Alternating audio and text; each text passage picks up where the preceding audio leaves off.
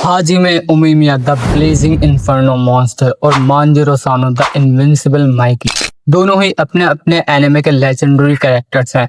लेकिन हमें देखना यह है इन दोनों में ज्यादा पावरफुल कौन है। मैं दोनों ही कैरेक्टर्स को उनकी कैनन चीजों से रैंक करूंगा और सारे फेयर पॉइंट्स आप लोगों के सामने रखूंगा। तो let's deep dive into this स्ट्रेंथिज्म।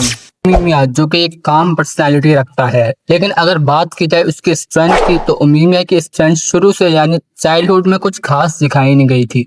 लेकिन अब वो बोफुरिन गैंग लीडर बनता है तो उसकी जब भी किसी भी कैरेक्टर के साथ फाइट हुई है तो वो अपनी स्ट्रेंथ की स्ट्रेटजी को इस तरह से यूज करता है कि सामने वाला अपोनेंट कंफ्यूज और ओवर पावर्ड हो जाता है। और इस स्ट्रेटजी का नाम है काउंटर एक्टर एब्सॉर्प्शन। इसका मतलब है अपने सामने वाले अपोनेंट को क्लोज रेंज में लाना, उसके अटैक्स को इंटेंशनली लेना खुद पर और उसका क्विक रिएक्ट करना एक पावरफुल फिस्ट के साथ, जैसे उसने एक बार चोजी से फाइट करते वक्त किया था।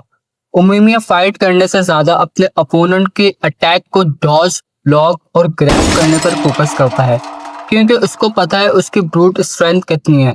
इस चीज का प्रूफ मिलता है जब उसने सिर्फ एक ही हेड नॉक में चोजी को डिफीट कर दिया था, जो कि शिशितोरी का स्ट्रॉन्गेस्ट और यंग लीडर है। अगर बात की जाए उमिमिया के फाइटिंग स्टाइल की, गाइस अभी तक हमें उमिमिया का फाइटिंग स्टाइल नहीं दिखाया गया, ना मांगा के अंदर और ना ही एनिमे के अंदर। लेकिन वो अपनी फाइट में फिजिकल स्ट्रेंथ पर सबसे ज्यादा डिपेंड करता है और रिलाई करता है। और शॉकिंग चीज ये है गाइस कि कोई मार्शल आर्ट ना आते हुए भी उमिमिया कभी भी किसी अपोनेंट से नहीं हारा। उसकी रियल स्ट्रेंथ तब सामने आती है जब वो फाइट करता है विंड ब्रेकर के सबसे पावरफुल कैरेक्टर चिका तकेशी से।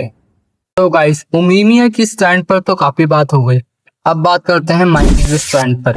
माइकी जिसकी स्ट्रेंथ फीड्स उसके चाइल्डहुड से ही ओपी लेवल पर है, इतने ज्यादा कि जब वो पहली बार डाराकिन से मिलता है तो पहली ही मीटिंग में वो उसको इम्प्रेस कर देता है। वो सीनियर ग्रुप के लीडर को उसी के सामने एक किक मारकर गिरा देता है, जिनसे खुद डाराकिन लड़ने से अवॉइड करता था। माइकी की स्ट्रेंथ पूरे टोक्यो रिवेंजर में एक अलग ही लेवल पर है, क्योंकि उसके सामने वाला ओपोनेंट मुश्किल से ही उसके सामने 1-2 मिनट तक का टिक पाता है। उसकी वजह है माइकी का सबसे ज्यादा स्ट्रॉन्ग अटैक, जिसका नाम है न्यूक्लियर किक। इस अटैक के अंदर माइकी ने काफी सारे गैंग्स लीडर को डिफीट किया है, जैसे इजाना, ताइजुशिबा, हानमा। लेकिन माइकी की असली स्ट्रेंथ तब सामने आती है जब वो फाइट करता है साउथ तेरानो के साथ, जो लिटरली एक मॉन्स्टर था। लेकिन माइकी ने उसको लो मिड डिफिकल्टी के साथ हरा दिया। अगर बात की जाए माइकी की फाइटिंग स्टाइल की तो फाइट में यूज करता है कराटे, टाइकोंडो और बॉक्सिंग कॉम्बिनेशन। ओवरऑल माइकी का कोई जवाब नहीं है स्ट्रेंथ में। अब बात कर लेते हैं उमिमिया की ड्यूरेबिलिटी के ऊपर।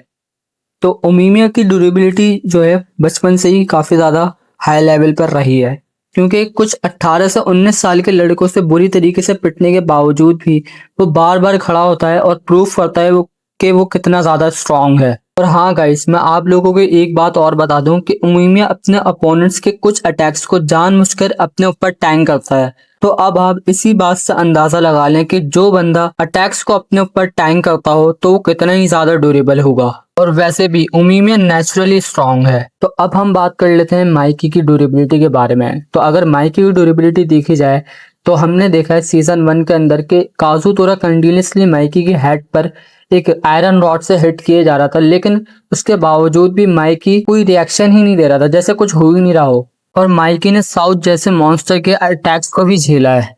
तो अब अगर बात की जाए माइकी की स्पीड के बारे में तो हमने फाइनल आर्क में देखा था कि जितने भी कैरेक्टर्स होते हैं टोक्यो मांजी गैंग के, वो सारे के सारे माइकी की तरफ खड़े हुए होते हैं। लेकिन माइकी उनको इतनी जल्दी साफ करता है कि देख के लगता है कि सारे के सारे कैरेक्टर्स पहले से ही जमीन पर लेटे हुए थे। मतलब समझ में ही नहीं आता कि अचानक से ये हुआ क्या है। और हाँ, जब माइकी ने स्पीड वाला फीड किया था ना तो उसमें सिर्फ नॉर्मल फाइटर्स ही शामिल नहीं थे, बल्कि उसमें शामिल था सांजू, हानमा, चिफुयू और ताकिमिची। अब आप लोग सोच रहे होंगे कि उसने सांजू और हानमा को क्यों मारा, क्योंकि गाइस उस वक्त माइकी जो था वो अपने डार्क इम्पल्स फॉर्म में था, जो कि इसकी एक वायलेंस पर्सनैलिटी है। उसमें वो बस मतलब सिर्फ और सिर्फ वायलेंस के बारे में सोचता है, इस वजह से वो अपने ही लोगों को मारना शुरू कर देता है। तो अब बात कर लेते हैं उमिमिया की स्पीड के बारे में। तो गाइस आप लोगों ने ये तो देखा है ना कि चोजी कितना ज्यादा फास्ट है, लेकिन उमिमिया उसकी स्पीड के साथ ऐसे कीप अप कर रहा था जैसे उसके लिए कोई बड़ी बात ही ना हो। तो आप खुद देख सकते हैं, इस बात से खुद अंदाजा लगा सकते हैं कि उमीमिया की स्पीड किस लेवल पर है। और हाँ गाइस, उमीमिया ने एम्बर डांसेस मार्शल आर्ट को भी फेस किया है। ये एक ऐसा मार्शल आर्ट है जो कि पूरे के पूरे बूफरिन में सिर्फ और सिर्फ तकीशी ही जानता है। और हाँ गाइस, जिस मार्शल आर्ट के बारे में मैं बात कर रहा हूँ वो कोई छोटा मोटा मार्शल आर्ट नहीं था, बल्कि वो पूरे के पूरे विंड ब्रेकर का सबसे ज्यादा स्ट्रॉन्गेस्ट मार्शल आर्ट था और काफी ज्यादा फास्ट भी। तो गाइस, अगर अब बात की जाए बैटल एक्सपीरियंस की, तो अगर माइकी का बैटल एक्सपीरियंस देखा जाए तो माइकी शुरू से ही एक बहुत अच्छा फाइटर रहा है। हमने देखा है कि वो अपने ग्रैंडफादर के साथ मार्शल आर्ट में कितना ज्यादा अच्छा है। और तो और माइकी ने अपने स्कूल टाइम में एक गैंग बना ली थी, और वो भी जब जब वो 13 साल का था। और 13 साल की उम्र से लेके उसने 27 साल की उम्र तक की गैंग चलाई है। तो अब आप देख ही सकते हैं उसका बैटल एक्सपीरियंस कितना ज्यादा है। अब अगर बात की जाए उमीमिया के बैटल एक्सपीरियंस की, तो उमीमिया जब 15 साल का था तो वो बोफरिन गैंग में जाने के बारे में सोच रहा था, लेकिन अभी तक के हमें मांगा के अंदर उसकी करंट एज के बारे में बताया ही नहीं गया है।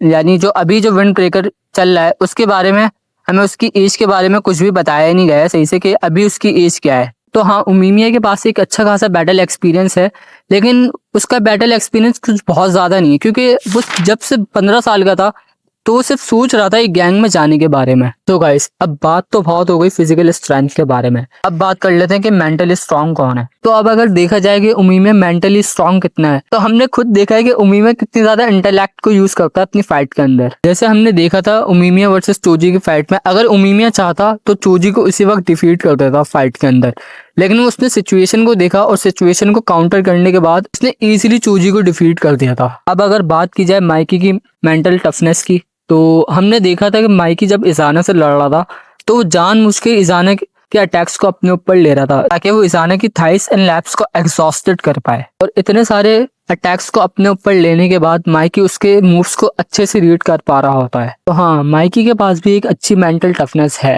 And now we are going to talk about hacks. Mikey की अगर नॉर्मल फाइट्स देखी जाए तो माइकी को अपनी नॉर्मल फाइट्स में पूरी तरीके से अपने ऊपर कंट्रोल होता है। जब उसकी डार्क इम्पल्स फॉर्म सामने आती है, तो सबसे पहले सामने आई थी काजुतोरा से लड़ते वक्त, और फिर वो सामने आती है काकुचू से लड़ते वक्त, उसके बाद साउथ तेरानो और किमिची से लड़ते वक्त। डार्क इम्पल्स माइकी की एक ऐसी फॉर्म है जो कि सिर्फ और सिर्फ अपने सामने वाले ओपोनेंट को एलिमिनेट करने के बारे में सोचती है, और उसने ऐसा ही एक बार किया भी था साउथ तेरानो के साथ फाइट करते वक्त। और हाँ, माइकी की जो डार्क इम्पल्स फॉर्म है वो कोई ऐसी फॉर्म नहीं है कि जो रेज की वजह से ट्रिगर्ड होती है, नहीं, बल्कि वो एक ऐसी फॉर्म है जो कि एक कर्स की वजह से आई है। तो माइकी की डार्क इम्पल्स फॉर्म के बारे में तो काफी बात हो गई, अब बात करते हैं उमीमिया की फॉर्म के बारे में। तो अब अगर बात की जाए उमीमिया की फॉर्म के बारे में, तो उमीमिया की फॉर्म का नाम है ब्लेजिंग इन्फर्नो मॉन्स्टर। लेकिन ये कोई ऐसी फॉर्म नहीं है जो कि सिर्फ वायलेंस के बारे में सोचती है, बल्कि ये एक ऐसी फॉर्म है जो कि सिर्फ और सिर्फ अपने टाउन को प्रोटेक्ट करने के बारे में सोचती है। इस फॉर्म में जाने के बाद उमीमिया सारी की सारी रिस्पॉन्सिबिलिटी अपने ऊपर ले लेता है, पूरे के पूरे बोफरन टाउन का दुख दर्द, उसकी टीम, और वो ये भी परवाह नहीं करता कि अब आगे क्या कॉन्सिक्वेंस होने वाले हैं। सच में उमीमिया की ये फॉर्म ट्रूली में लेजिट है।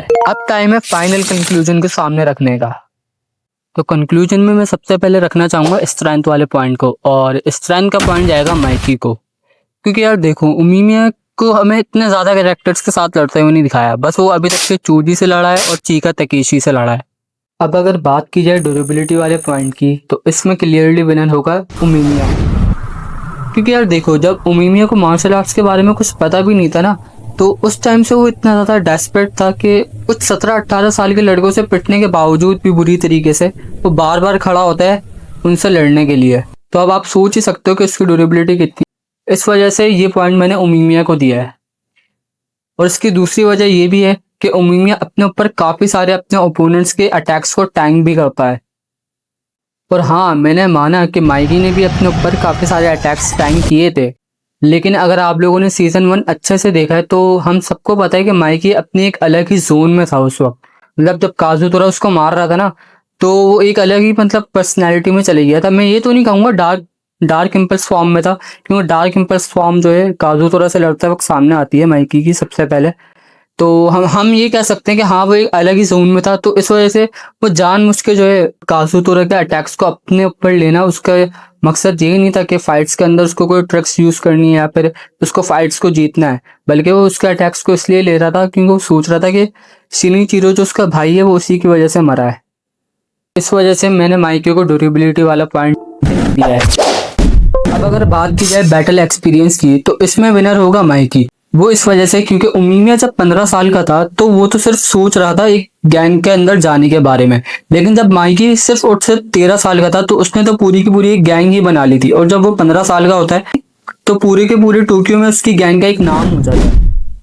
एवेंजर्स के मांगा के आखिरी चैप्टर्स में हमें दिखाया भी गया है कि माइकी अपने बिल्कुल टीनेजर से लेके अपने अडल्ट तक के अपनी गैंग को चलाता है और उसके बाद अपनी गैंग को डिसबैंडेड कर देता है। बैटल एक्सपीरियंस का पॉइंट जाता है माइकी को। Now we are talking about speed point.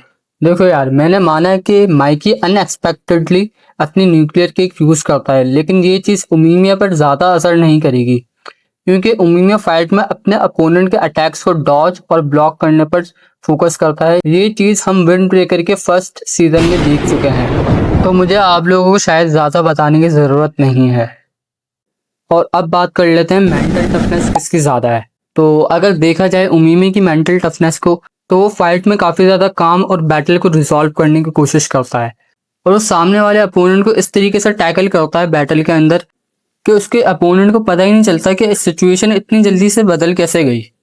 लेकिन हाँ, उमीमिया की जो मेंटल टफनेस है वो कोई इस तरीके से नहीं है कि वो फाइट के अंदर कोई ट्रिक यूज करने वाला है, बल्कि उसकी जो मेंटल टफनेस है वो उसके वर्ड्स हैं। ये चीज हमने जब देखी थी जब चोजी ने उमीमी की नेक पर बाइट कर लिया था, लेकिन उसके बावजूद भी उमीमिया स्माइल ही कर रहा था बजाय अपने इमोशंस को शो करने के। और अगर आप बात की जाए माइकी की मेंटल टफनेस की, तो हाँ, माइकी भी अपनी बैटल में अपनी इंटेलेक्ट का यूज करता है, लेकिन जब वो डार्क इंपल्स फॉर्म में चले जाता है तो ऐसा बिल्कुल भी नहीं होता है और वो पूरे अपने इमोशंस के साथ फाइट को लड़ने की कोशिश करता है। लेकिन माइकी के जो इमोशंस है वो डिफरेंट टाइप्स के हैं। वो अपने उन मोमेंट्स को याद करके फाइट करता है जब उसके साथ कुछ बुरा हुआ हो, यानी उसके भाई शिनिचुरो का मरना, काजुतोरा का उसको बिट्रे करना, और सबसे बड़ा जो इम्पैक्ट होता है उसके ऊपर वो ये होता है कि एमा और डाराकिन की डेथ। और जब माइकी इस सिचुएशन में फाइट करता है ना, तो वो बिल्कुल भी अपने दिमाग का यूज नहीं करता। बस ये जानता है कि उसको ना अपने सामने वाले ओपोनेंट को एलिमिनेट करना है, डिफीट करना है। लेकिन इस चीज का जो फायदा उमीमिया उठा सकता है उसको ट्रैक करके। मतलब अगर उमीमिया को ये पता चल जाए कि माइकी सिर्फ और सिर्फ उमीमिया को नॉकआउट करने के बारे में सोच रहा है, ना कि उसका कोई पर्पस है उमीमिया की तरह फाइट में लड़ने का, तो मेंटल टफनेस का पॉइंट जाता है उमीमिया को। अब अगर विनर डिक्लेरेशन की बात की जाए, देखो अगर उमीमिया ने ये सोचकर फाइट नहीं की कि उसे माइकी के डार्क इम्पल्स फॉर्म को एलिमिनेट करना है, तो उमीमिया ये फाइट बिल्कुल भी स्टैंड नहीं कर पाएगा, क्योंकि माइकी की डार्क इम्पल्स सिर्फ अपने सामने वालों को डिमोलिश करना जानती है। लेकिन अगर एक बार पर्सपेक्टिव चेंज करते हैं और सोचते हैं कि उमीमिया सिर्फ माइकी को एलिमिनेट करने के लिए फाइट कर रहा है, तो फिर फाइट का सिनेरियो क्या होगा? आप लोग कमेंट सेक्शन में मुझे जरूर बताएं कि इनकी फाइट में कौन विनर होगा। अगर मैं अपना पर्सपेक्टिव बताऊं तो मुझे लगता है ये मैच ड्रॉ हो जाएगा, सिर्फ उस सिचुएशन में कि जब उमीमिया भी माइकी की डार्क इम्पल्स फॉर्म की तरह सोचे, वरना इस बैटल को माइकी डोमिनेट करेगा। सो गाइस, वी होप आज की इस जबरदस्त वर्सेस बैटल को देखकर आप लोगों को काफी मजा आया होगा। अगर वाकई में ऐसा हुआ है तो आप हमारी वीडियो को जरूर लाइक करें। अगर आप हमारे इस चैनल पर न्यू हैं तो प्लीज सब्सक्राइब करें हमारे चैनल को। और अब हम मिलेंगे आपसे एक अलग न्यू वीडियो में, तब तक के लिए बाय बाय।